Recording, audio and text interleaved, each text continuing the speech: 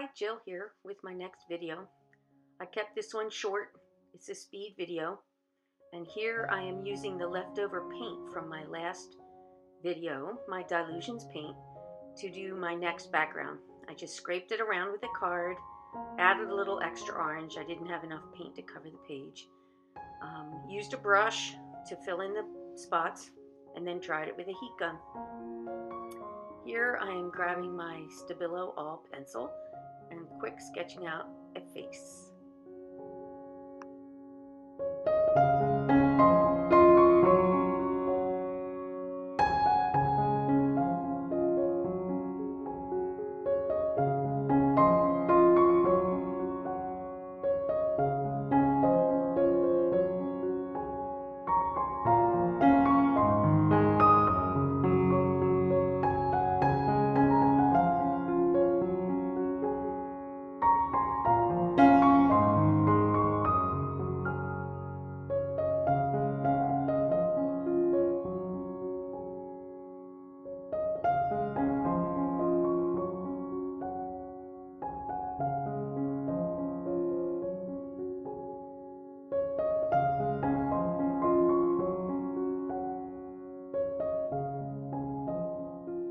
You'll notice here that I leave one half of the face not finished.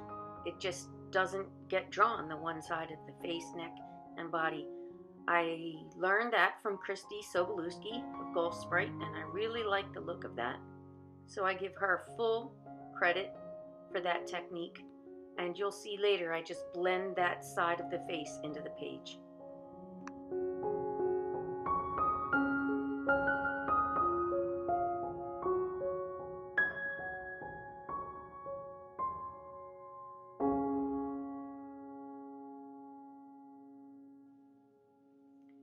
Here I'm just spending time activating that Stabilo All pencil with a wet watercolor brush.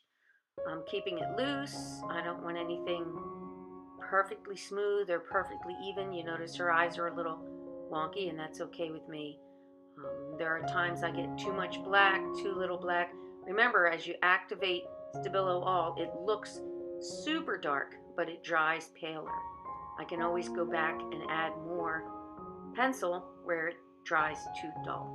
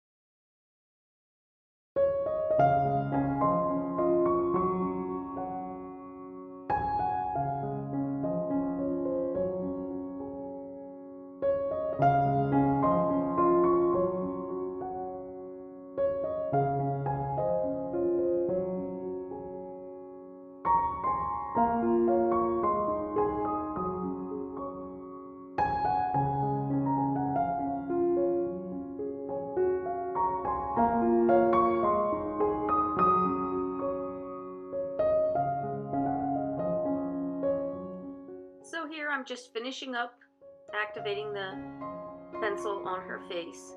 And then I start looking in the background for some shapes that I can use just to make an abstract pattern, not really having to do with anything at all, just finding interesting shapes and lining them out.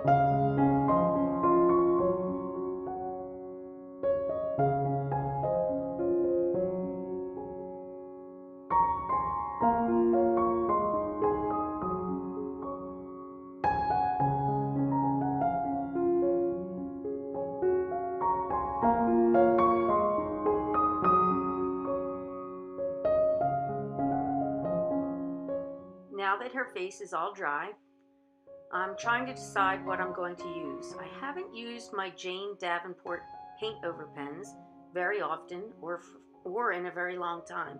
I bought 2 sets and I thought these colors here kind of went with the colors I had going. There's a pink one, so you see I'm testing it out on a scrap paper, and a lime green one that I thought goes with the little hints of green in my painting, and this white one.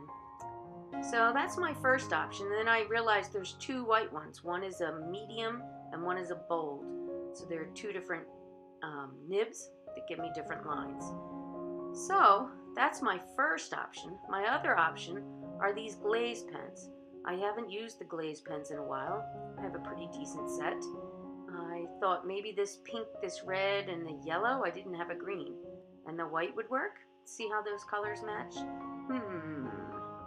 I decided to go with the paint over pens. It's a much thicker nib and softer line and a much faster drying time. So I decided to use these for some simple doodling. The green really interested me.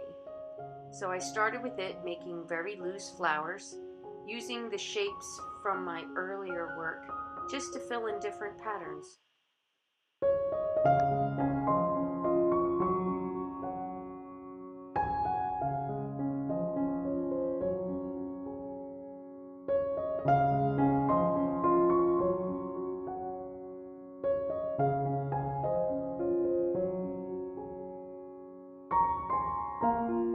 I was struggling with the white pen. It was picking up the Stabilo all and getting very gray, and it was pretty much contaminating the tip of my pen. So you see I'm trying to wipe it off on the paper on my table and on my towel. I decided to let it dry and go over it with a second coat, and that worked. I didn't ruin my pen.